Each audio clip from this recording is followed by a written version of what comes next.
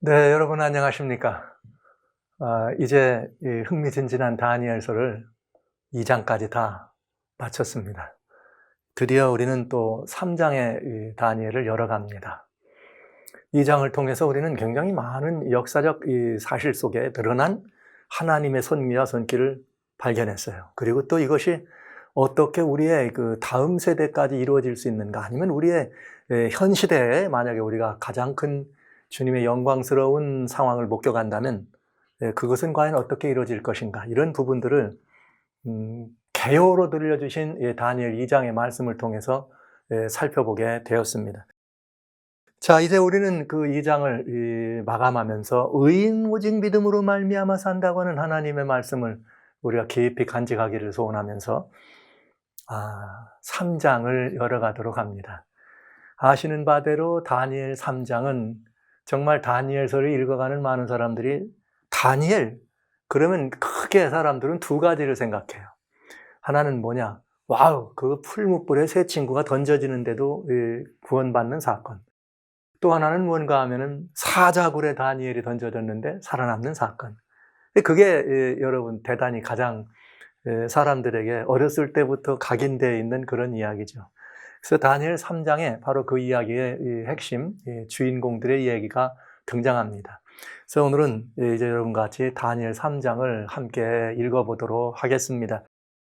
저는 다니엘 3장을 여러분에게 말씀드리면서 마지막 시대의 7천 영웅들이다, 이런 말씀을 가지고 3장을 미리 한번 펴드리려고 그래요.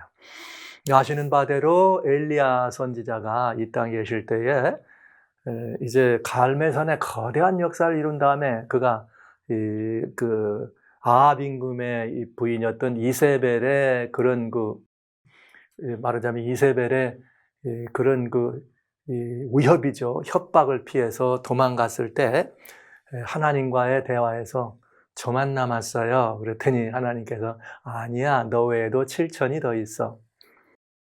다니엘서를 이렇게 읽어가다 보면 다니엘이 모든 이 다니엘 12장까지 얘기 속에 다니엘이 직접 하는 그 이상에 관한 이야기니까 다니엘이 주인공이죠. 그러나 다니엘이 주인공이고 이상에 관한 얘기이기 때문에 다니엘이 그 핵심 인물이었지만은 다니엘이 등장하지 않는 성경이 있어요. 다니엘이. 그건 뭐냐? 다니엘 3장입니다. 다니엘 3장에는 다니엘이 나타나지 않습니다. 그래서 다니엘과 또 다른 영웅들에 관한 이야기에 저는 다니엘과 함께하는 그 세 친구, 거기서 우리가 마지막 시대에 7천 영웅들이 있다고 하는 사실을 미리 여러분들에게 살펴보는 이야기를 3장을 통해서 말씀을 드리려고 합니다. 다니엘 3장은 30절까지 돼 있어요. 다니엘 3장은 30절까지 돼 있는데 1절로부터 8절에는 우상에 경배하는 사건에 관한 이야기죠. 그 다음에 2절에는, 두 번째는 뭐냐면 우상을 경배하는 사건 이후에 다니엘을 참소하고 고소하는 사람들에 대한 이야기입니다. 그 다음에 여러분, 이 참소, 이렇게 좀 연세가 있으신 분들은 참소라 그래도 성경적 용어니까 금방 이해가 되시는데, 요즘 현대 성경이나 현대인의 성경에 나올 때는 고소죠. 고소. 참소란 말은 고소한다는 말이에요. 그러면 여러분들이 좀 더 이해가 쉽지 않을까 생각이 들고요. 그 다음에 이 고소할 때 나타나는 고소당하는 사람들이죠. 하나님의 참백성 다니엘의 세 친구에 관한 이야기가 있고, 그들에게 주어지는 풀무불에 주어지는 환난에 관한 이야기, 그리고 또 그들을 환난에서 건지시는 하나님의 이야기, 그 다음에 그 모든 환난에서 나온 사람들이 어떤 영화로운 자문면에 들어가는가 하는, 이렇게 6토막으로 나눠져 있습니다. 다니엘 3장은. 이 이야기는 너무 잘 아는 말씀이기 때문에 제가 일일이 여러분들에게 이것이 무엇을 의미한다 이런 말씀을 드리는 것보다는 그래서 역사적인 상황과 현상 속에 있었던 이야기이기 때문에 여러분들에게 단순하게 이 말씀을 증거해 보면서 우리 같이 한번 읽어보도록 합니다. 다니엘 3장 1절은 이렇게 시작합니다. 느부갓네살 왕이 금으로 신상을 만들었으니 고는 60규빗이요 광은 6규빗이라. 그것을 바벨론도의 두라 평지에 세웠더라. 이렇게 되어 있습니다. 참 이상한 얘기예요. 다니엘 2장에는 금으로 된 신상이 있었어요. 그러나 전체가 금으로 된 것이 아니라 금은동철로 되어 있습니다. 그런데 다니엘 3장에는 한 신상을 만들었는데 금으로 온통 만드는 신상이죠. 그럼 여러분 무슨 생각이 들어요? 아마도 예측컨대 다니엘 2장에 역사를 주관하시는 하나님께서 금은동철로 되어 있는 신상을 보여주고 다음에 나가 말한다 이런 말을 했으니 어쩌면은 야, 이 나라가 결국은 다른 나라로 넘어간다는 얘기 아닌가, 그렇게 놔둘 수는 없지 않는가. 그러니 그럴 것이 아니라 내가 본 꿈의 내용을 한번 바꿔보자. 우리 그런 거 있잖아요. 뭐 바꿔보자 말이야. 인간의 의지로 바꿔보자. 결국은 하나님의 주권적 은혜와 주권적 역사에 도전하는 그런 생각이죠. 또 아니면 이런 이야기를 느부갓네살 임금 혼자만 가지고 있었겠어요? 다니엘의 그런 해석을 들었을 때 이제 그 바벨론에 있는 다양한 많은 귀족들과 함께 이런 일이 있다더라. 그러니 어찌하면 좋겠노 했을 때, 아니면 그런 그 느부갓네살과 함께한 그런 그 또 다른 그 귀족이나 강요들이, 소위 말하면 오늘날 말하면 강요들이, 아니 그럴 게 아니라 이렇게 하면 어떻겠느냐, 이런 제안도 할 수 있었겠죠. 뭐라고요? 그렇다면은 신상을 우리가 한번 만들어서 모든 백성들을 갖다가 거기에 경배하게 합시다. 근데 그 신상을 온통 금으로 만들면 어떻겠느냐. 이런 제안들은 충분히 해볼 수 있는 일이 아닐까. 여하튼 느부갓네살 임금님은 금으로 신상을 만들어서, 거대한 신상을 만들어서 바벨론도의 두라 평지에 두었습니다. 규빗이라고 하는 말은 이제 그 고대 사람들의 그 자를 재는 척도예요. 오늘날은 우리가 피트 혹은 무슨 뭐 1m, 2m 이런 말들을 쓰지만, 한 규빗이란 말은 이 팔꿈치, 이 끄트머리서부터 팔꿈치까지의 길이를 이야기합니다, 보통. 그러니까 이것을 뭐 50cm 잡아도 되겠고, 요즘 규빗으로 말하면 약 한 45cm 정도다, 이런 이 현대인의 척대로 생각할 수 있다 그래요. 그래서 60규빗이면 약 45cm로 계산했을 때 신상의 높이가 27m. 27m면 거대합니다. 이게 뭐 보통 한 개 건물의 층고를 층당 3m로 잡으면 9층 건물이죠. 와우. 9층 건물 되는 건물을 엄청난 무엇으로 신상의 이런 이 높이로 세웠으니 이게 얼마나 큰가. 광은 6규빗이다. 6규빗이면은 2.7m. 그러니까 이게 굉장히 큰 신상이었습니다. 금으로 된 신상을 그렇게 세운 것이죠. 그래서 신상이란 말은 이제 우상인 거죠. 거기에다가 세웠습니다. 그 다음에 이제 두라 평지는 이제 바벨론도가, 여기 바벨로니아라고 하는 고대 세계에 이 유프라테스와 티그리스 강이 있는 유프라테스 강 안에 있지만은 바벨론은 바벨론 도시에 약간 떨어진 두라 평지라고 하는 이 평지에, 두라라고 하는 말은 이렇게 이 약간의 분지지만 벽으로 둘러싸여 있다고 하는 그런 의미의 이름을 가진 평지가 되겠습니다. 그러니까 약간은 좀 분지 같은 그런 위치인 것 같아요. 그러나 이게 정확하게 현대에 우리가 그 어디다 이렇게 말씀드리는 것보다는 그런 의미가 있는 이름이다, 거기에다가 신상을 세웠다, 이런 말을 볼 수가 있겠습니다. 여러분, 우상을 세웠을 때는 이유가 있겠죠. 목표가 있겠죠. 결국은 뭐예요? 그 우상에게 모두를 어떻게 하는 거? 경배케 하는 것이 목표가 아니겠습니까? 근데 바벨론이라고 하는 나라는 원래가 첫 시간에 말씀드렸듯이 만신전이에요. 다양한 신들을 섬겼는데 그게 다 우상과 관련된 우상 숭배를 한 것입니다. 그래서 우상을 세우는 다음에 느부갓네살 임금님이 왕이 말이죠, 사람들을 보내가지고 방백과 수령과 도백과 재판관과 재무관과 모사와 법률사와 각도의 모든 관원을 자기 느부갓네살 왕의 신상 낙성 예식에 참집하게 하더라. 그러니까 바벨론도에 있는 모든 관원들, 말하자면 지도자들을 다 데려다 놓은 거죠. 그러니까 이 안에는 유대 임금이었던 시드기야도 있었다. 이제 한번 보시겠습니다. 이제.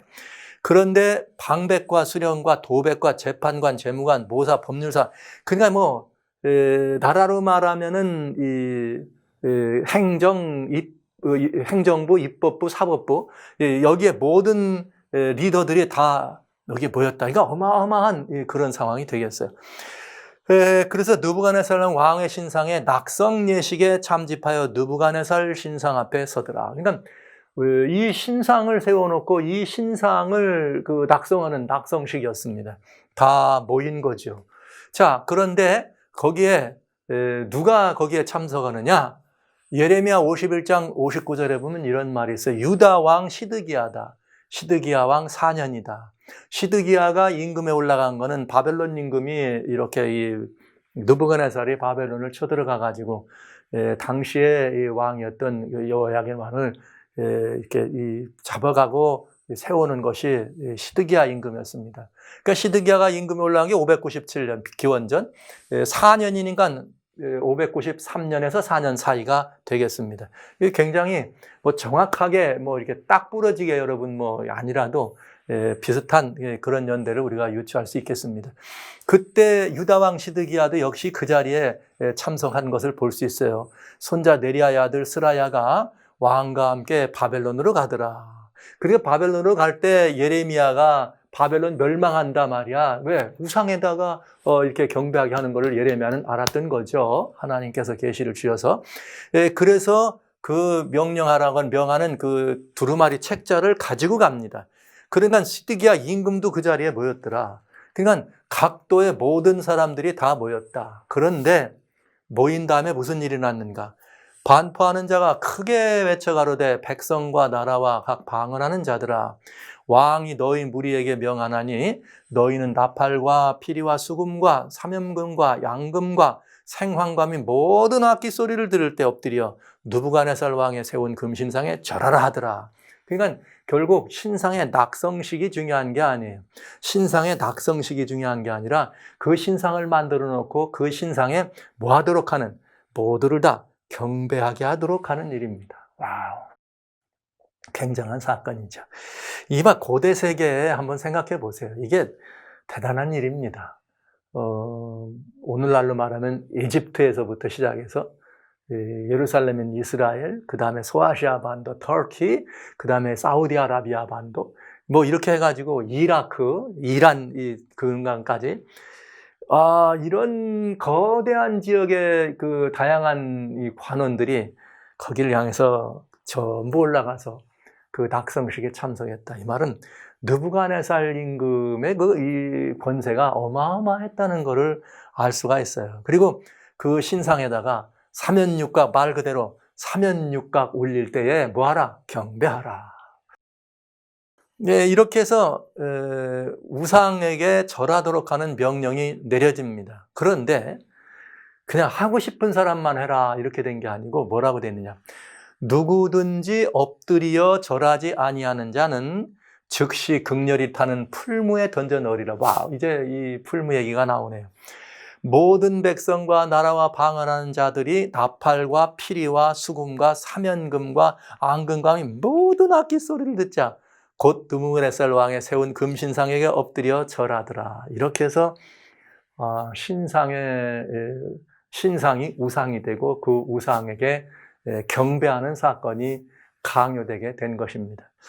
글쎄 뭐 어떤 통치자들이 통치하는 그 통치력을 발휘하기 위해서 하나로 묶어가는 데는 일단 그런 영적인 의미, 종교적인 의미, 그런 의미로 이렇게 하나 되게 하는 데는 우상에게 경배하게 하는 이런 사건이 가장 효과적일 수 있죠. 가장 효과적일 수 있죠. 이게 이제 통치 수단이면서 결국은 이 다니엘 2장의 꿈 이야기가 결정적인 그런 것들을 가져다 줄 수 있었다 이런 생각을 할 수 있습니다. 그런데 그 우상에게 경배하고 신상에게 경배하는 일에 있어서 종교적인 의미로 경배한다고 할 때는 이 음악의 이 영향이라고 하는 것이 아주 지대한 것을 알 수 있어요. 실제 하나님께서 하나님의 보좌를 이렇게 우주에 하나님의 보좌를 있고 그 보좌 앞에서도 역시 무슨 일이 벌어지는가? 천사들이 그 하늘 찬양대에 찬양이 거룩, 거룩, 거룩을 외치는 하나님을 향한 찬양이 있는 것을 우리는 압니다. 여기서 잠깐 하나 돌아볼 이야기가 있어요. 에스겔 28장 13절에 보면은 무슨 말이 있는가 하면 내가 옛적에 하나님의 동산 에덴에 있어서 하나님의 동산 에덴에서 각종 보석, 곧 홍보석, 황보석, 금강석, 황옥, 호마노, 창옥, 청보석, 남보석, 홍옥, 황금으로 단장하였으며 내가 다양한 보석으로 단장을 했습니다. 그리고 내가 지음을 받던 날에 너를 위하여 소고와 비파가 예비되었었다. 우리는 이 이야기를 하늘에서 하나님을 대적했던 루스벨 사단의 타락 이야기와 같은 이야기로 기독교는 이 말씀을 해석합니다. 이것이 사단이 하늘에서 처음 창조돼서 하나님의 보좌를 둘러서 하나님의 보좌 앞에 본인의 이런 모든 이 직분을 다해서 하나님께 찬양 드릴 때 너를 위하여 소고와 비파가 예비되었다. 그러니까 다양한 악기를 만지고 음악을 주관하는 찬양 대장으로서 천사가 그 역할을 했던 것을 성경을 통해서 우리는 알 수가 있어요. 그래서 여기 욥은 뭐라 그러는가? 38장 7절에 보면 그때에 새벽별들이 함께 노래하며, 여기 새벽별들이 함께 노래했다. 성경은 별들을 의미할 때는 계시록 1장 20절에 별들은 사자들이다. 그러니까 또 그다음에 계시록 12장에 천사들을 이야기할 때 하늘별 3분지를 끌었다. 이런 별들은 누구를 의미하는가? 천사들을 의미해요. 그런데 욥이 이 말을 할 때는 언제냐? 이 지구에 땅이 세워지고 이렇게 우리 막 주초가 놓아질 때 있었던 일입니다. 그러니까 천지 창조할 때, 우리 지구가 창조될 때도 천사들이 뭘 하더라? 함께 노래하며, 함께 노래하며. 자, 이렇게 되니까 이 찬양이라고 하는 것, 하나님을 경배하고 하나님의 역사가 이루어지는 그 모든 일은 항상 거대한 하늘 찬양대 찬양이 있었다는 것을 우리는 알 수가 있습니다. 그러니까 이 종교적인 이런 행사, 즉 그것이 예배, 경배가 됐든 아니면 어떤 다른 그 행사가 됐든 거기에는 항상 뭐가 있다? 음악이 있다. 그러니까 이 음악은 굉장히 중요한 역할이 있고 굉장히 중요한 의미가 있다는 걸 알 수 있어요. 그런데 그렇게 해서 하나님을 이렇게 음악으로 찬양하는 이 사단이 무슨 일이 됐느냐? 다시 에스겔 28장에 보면 너는 기름 부음을 받은 덮는 그룹이요. 여러분, 부음을 받았다는 말은 굉장히 중요한 얘기죠. 특별한 사역을 위해서 하나님께서 특정함을 받았다, 이런 의미예요. 덮는 그룹이요. 그룹이라고 하는 말은 하나님의 보좌를 덮고 있는 천사들의 그런 이 직위를 그룹 천사, 이런 말씀을 하셨어요. 보좌를 둘러진 직위는 가장 가까워서 하나님의 성산에서 화강석 사이에 왕래하면서 하나님의 보좌를 가장 가까이서 섬기던 그런 직분이 있던 천사였습니다. 우리는 사단이라고 이를 말하죠. 루스벨이라고 얘기하고요. 근데 그가 보좌를 덮고 있으면 하는 일은 뭐냐? 하늘 찬양대 찬양을 지휘하는. 여러분, 참 희한한 일이지만 이 하나님이, 전능하신 하나님이 천지를 말씀으로 창조하십니다. 그러니까 모든 창조력이라고 하는, 소위 말하는 창조력이라고 하는 크리에이티브한 그런 이 정신, 그런 혹은 그런 그 재능들은, 이건 정말 하나님께서 굉장히 중요한 역할로 우리들에게 주셨다면 우리들의 그런 이 탤런트 혹은 그런 재능들이 될 수 있어요. 그런데 여러 다양한 재능 가운데 인간이 생명을 창조할 수 있는 어떤 이런 능력은 없습니다. 어떤 일을 해도. 그런데 생명은 창조할 수 없지만은 생명 있는 인간들의 마음을 움직이거나 아니면 그를 좀 이렇게 움직이게 하는 그런 보이지 않는 어떤 생명 에너지는 충분히 그렇게 말하자면 창조될 수 있는 능력들을 주셨다. 뭘 통해서? 특별히 음악이라고 하는 것은 그런 굉장히 중요한 파워가 있어요. 역할이.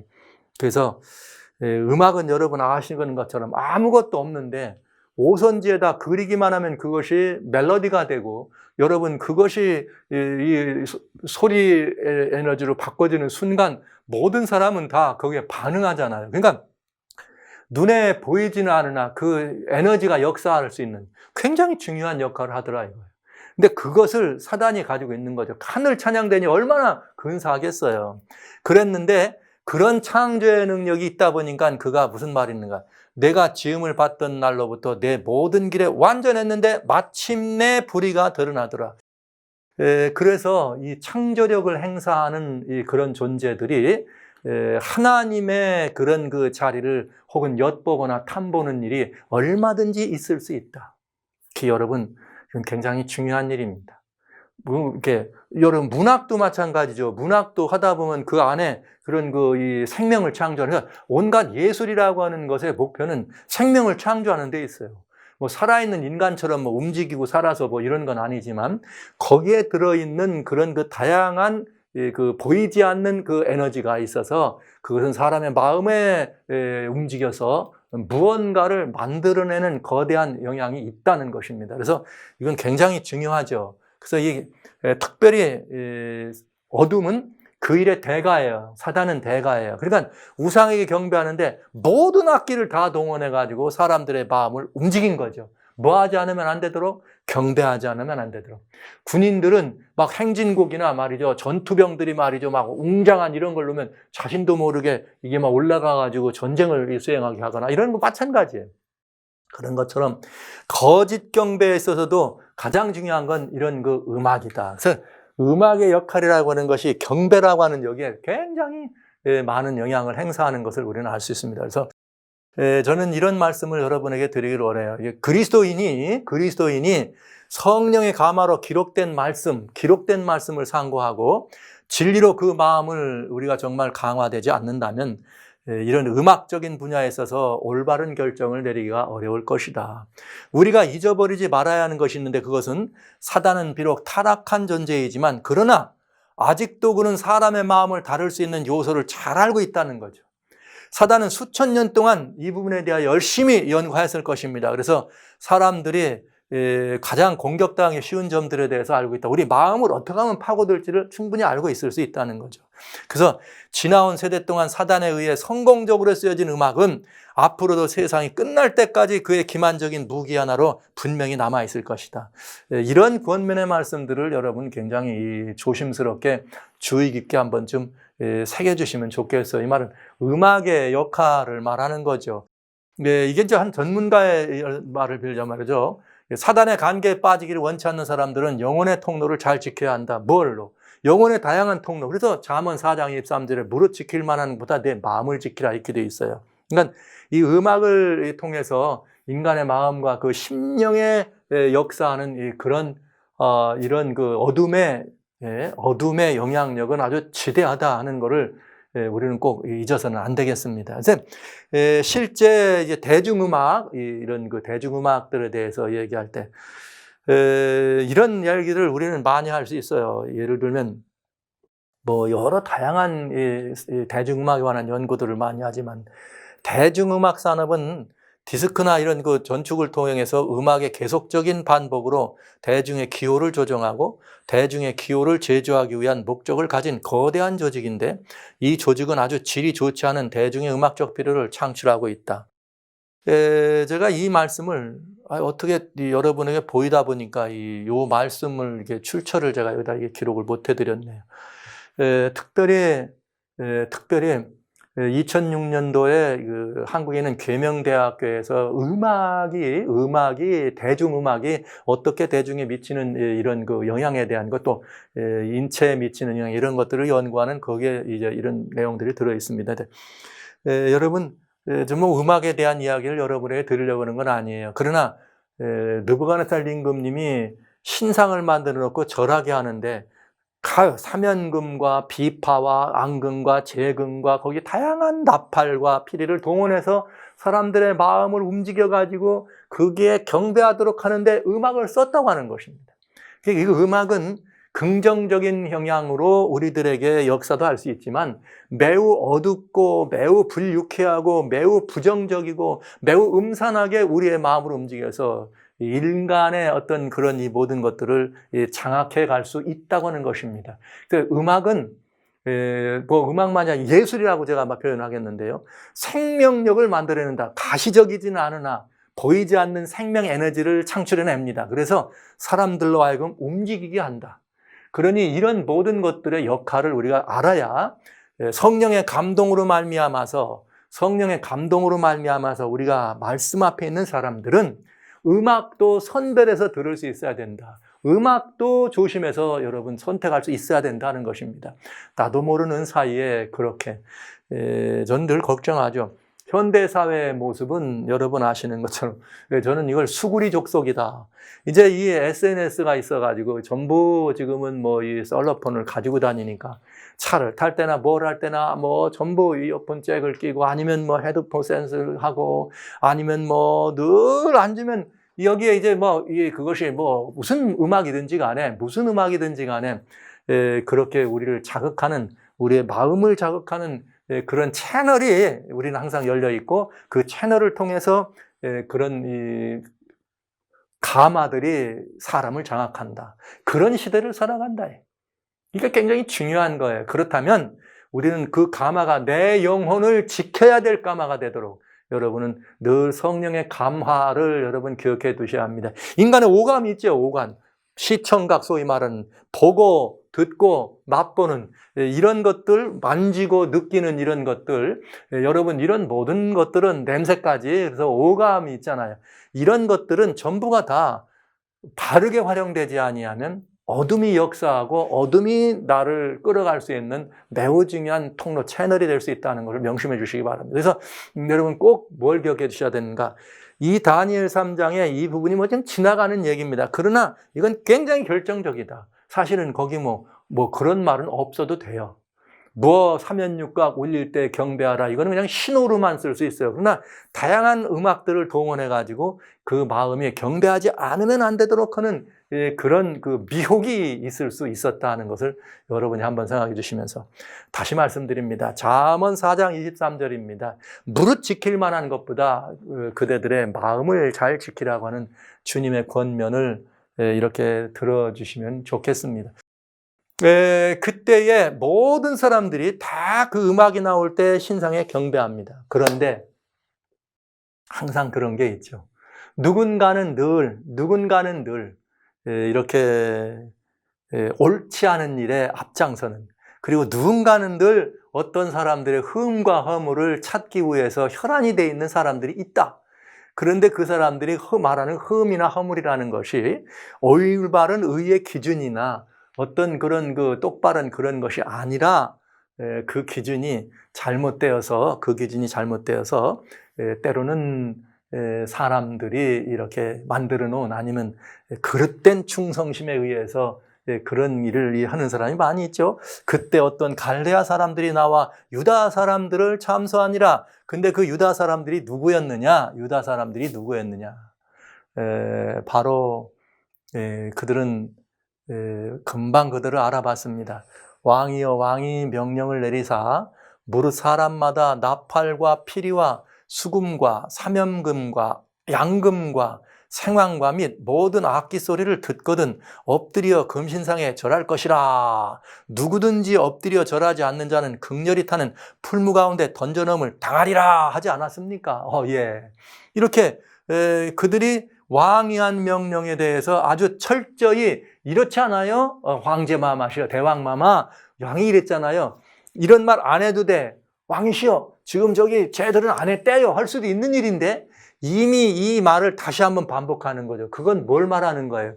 우리는 왕의 명령에 철저하게 왕의 명령대로 따르는 사람들입니다. 그래야 되지 않습니까? 이제 이렇게 나온 거죠. 그러면서 그렇게 하지 않았습니까? 그럼 왕이들 그랬지. 그렇고 말고 그랬는데 왕의 그런 명령이 있는데 이제 몇 유다 사람 사드락과 메삭과 아벳느고는 왕이 세워 바벨론도를 다스리게 하신 자이거늘 왕이여 이 사람들이 왕을 높이지 아니하며 왕의 신들을 섬기지 아니하며 왕이 세운 금신상에 절하지 아니하다이다. 네. 이제 이 말을 보면 사드락과 메삭과 아벳느고를 알고 있던 사람들이라 이거죠. 이게 지금 좁은 공간이 아니에요. 유다 사람들, 유다의 시드기야 왕도 왔어요. 거기 누구도 있어요? 왕도 왔어요. 유다 왕뿐일까요? 아니면 거기 있는 예집트에서도 오고 또 미디아도 오고 여러 나라의 분봉 왕들도 왔겠죠. 속국이었지만. 그러면 거기를 주변으로 사람들이 더 관심이 가지 않았겠어요? 그런데 그냥 세 사람, 그 많은 사람 가운데 유독히 세 사람. 이게 보여요? 보이지도 않을 텐데. 이 사람들이 그런 어마어마한 관직에 있는 사람들도 아니라 보였을까요? 잘 보이지 않았겠죠. 그런데도 벌써 그 사람이 누구냐라고 하는 것까지 이름까지 알고 있다고 하는 것은 이름까지 알고 있다고 하는 것은 이 사람들을 뭐 하고 있었다는 거예요. 저 사람들은 틀림없이 뭐 할 거다? 저 왕이 저렇게 하지만 이 왕이 저런 일을 하지만 듣지 않을 거다. 그걸 뭐 하고 있는 거예요? 알고 있던 거죠. 그러니까 그들은 벌써 이 사람들이 누군지를 아는 거예요. 그들 알고 있다가 왕이요, 이렇게 오면서 이 사람들이 신상에게 이렇게 절하지 않은 것은 곧 뭐냐? 왕을 높이지 아니하는 것이다. 왕의 신들을 섬기지 않는다. 그렇게 이 고소를 한 것입니다. 이 고소의 내용을 보면 여기 생각이 많이 깊어집니다. 여러분, 한 가지 우리가 꼭 여기서 돌봐야 될 일은 무엇인가? 아까 잠깐 말씀드렸습니다만 사드락과 메삭과 아벳느고는 유다 사람들이었습니다. 그런데 이 유다 사람들은 다른 유다 사람들이 아니고 이 유다 사람 중에 이 사람들은 갑자기 바벨론 궁중에서 높임을 받는 이렇게 지방 이장에는 지방 도를 다스리는 방백으로 갔지만 높임을 받는 대상들이었습니다. 그러니까 포로로 끌려왔다가 그런 자리에 들어간 것이 이들에게는 뭐예요? 당연 질투의 대상이 되는 거죠. 질투의 대상. 그래서 오히려 그 사람들을 이렇게 이 어둠은 자꾸 어떻게든 저 사람들을 모함하고 모략할 기회를 찾아본 것입니다. 저는 이제 여기 6장까지를 여러분과 읽으면 이제 이 전체를 한번 다시 이렇게 여러분에게 아주 중요한 사실을 말씀드리게 되겠습니다만 이건 대단히 중요한 이야기예요. 이건 대단히 중요한 이야기. 그래서 그 사람들은 이 신상나식에 가지만 절하지 않을 거를 미리 다 알고 있는 거죠. 알고 있는 거죠. 그러면 여러분, 우리는 뭘 하나 생각해 볼 수 있는가? 사드락과 메삭과 아벳느고는 어떤 사람들이었을까 하는 것입니다. 일상적으로도 이 사람들은 누구예요? 하나님 외에는 일상적으로도 이 사람들은 하나님을 경배하고 하나님을 섬기는 이거 외에는 뭐 하지 않는 사람? 절대로 마음이 흔들리지 않는 사람. 그렇다면 여러분, 이 신상의 이 낙성식에다가 이 사람들을 불러놓고 신상을 만들고 우상을 만든다고는 이 사건이 잘 생각해 보시면 왕이 세워서 경배하라 했다기보다는 이런 사람들, 하나님의 사람들을 없애버리기를 원하는 그런 어둠의 공작이 이런 일을 했다고 하는 걸 알 수 있지 않을까요? 여러분 어떻게 생각하세요? 결국 여기에 다니엘도 들어가야 되는 건데 얄밉고 밉살스러운 그 이방에서 끌려온 포로로 끌려온 주제의 말이야. 왕의 다음 자리에 앉아서 나라를 다스리는 게 얼마나 눈꼴시고 이 질투가 나고 그야말로 없애버리고 싶은 존재겠어요. 그런데 이 사람들은 얄밉게도 우리 왕은 말이야. 다른 많은 신들을 섬기는데 우리 왕은 저들이 이렇게 하는 일에 대해서는 늘 관용을 베푼다 이 말이죠. 그러니까 이 문제는 이런 일을 한 것은 왕이 이렇게 그런 그 역사를 주관하시는 그런 하나님의 뜻을 거스르기 위한 왕의 어떤 아이디어라기보다는 이 왕으로 하여금 신상이라고 하는 우상이라고 하는 것을 세워서 경배하게 하도록 하는 법을 만들고 그런 거대한 겉으로 봤을 때는 왕을 섬기고 왕을 높여주는 것 같은 일을 하면서 결국은 하나님의 참 백성들을 뭐 하자고 하는, 없애버리자고 하는 어둠의 사단의 계획을 이렇게 우상을 만든다고 하는 사건을 통해서 계획한 것 아닐까요, 여러분? 저는 그렇게 보입니다. 우연히 느부갓네살 임금님이 신상을 세웠는데 거기에 절하지 않아서 생긴 사건이 아니고 이 사건을 보면 이건 그게 아니라 이 사람들을 없애버리기 위한 사단의 공작이었다. 네, 왜냐? 이미 뭘 알고 있어요? 바벨론이 예루살렘을 쳐들어가서 예루살렘 임금까지도 다 바꿔놓고 그 임금도 여기 오라 그러면 와가지고 경배할 걸 다 알고 있었습니다. 유다라고 하는 나라가 없어졌으면 완전히 유다에 있는 사람들조차도 그 자신들이 이기는 그 신을 포기해야 되는데 여기 그렇게 끝까지 포기하지 않는 사람이 있었다는 거죠. 그들은 그런 어둠의 공격의 목표가 되고 있었다. 그러니까 여러분, 이건 아주 중요한 의미예요. 저는 여러분들에게 이런 질문을 한번 해보고 싶어요. 그리스도인들이 삶의 변방에 있을 때, 진정 하나님의 사람들이 삶의 변방에 있을 때는 그들의 그리스도인적 삶이 완전히 드러나야 합니다. 믿는 건지 안 믿는 건지 그렇게 보여져서는 안 된다는 거죠. 이 사람들, 사드락과 메삭과 아벳느고, 저들은 어디에 있었든지 그들에게는 환경은 문제가 되지 않았습니다. 신앙은 환경의 영향을 받지 않습니다. 그들은 자기가 어떤 환경 아니면 또 어떤 높은 지구에 있었는지를 문제되지 않았죠. 그들이 하나님을 섬김으로 높은 자리에 올려지는 공개를 받았습니다. 그러니까 나는 이런 그 은혜를 입었으니 또 뭔가 좀 타협하는 그런 삶의 모습이 있었느냐? 아니었다는 거죠. 그들의 모습은 늘 어둠의 이 시기, 어둠의 질투, 어둠의 모함의 대상이 되었다. 그러니까 이런 생각을 해볼 수 있어요. 나의 삶과 나의 신앙이 예수님을 믿고 살아가는 삶이 오직 오로지 평안하다 그러걸랑 여러분 그 평안할 때 매우 주의해야 돼요. 그 평안의 이유가 타협하고 있기 때문에 평안한가? 아니면 그 타협이 아니라 난 올곧게 하나님께만 오랜했는데 그 하나님의 보호하심 때문에 내가 평안했는가 한번쯤 생각해 보실 필요가 있겠습니다. 여기 이건 굉장히 중요한 마지막 시대를 살아가는 우리들에게 있어서 그리스도인 삶, 완전히 오늘날과 같이 도처의 기독교 신앙이 완전히 바닥치는 것처럼 사람들에게 그냥 무시되고 사람들에게 모욕받고 사람들에게 조롱받는 이런 때 많은 사람들은 그리스도인의 참된 삶에 대해서 절대로 그냥 단순하게 보고만 넘어가지는 않는다 하는 이런 부분들을 여러분 꼭 기억하시면서 이 세상은 우리를 참소한다 이런 사실들을 우리는 염두에 두고 있어야 되겠다 하는 것이죠. 여러분 이 세상에 금신상만 우상이 아니라 다양한 우리들이 섬겨야 될 섬기도록 알게 모르게 강요되는 그런 거리들이 많이 있다는 사실을 우리는 잊을 수가 없습니다. 여기 사드락과 메삭과 아벳느고를 집중적으로 지목해서 보소하는 사건을 바라본다면 이 사건은 누구에 관한 이야기인가? 오늘날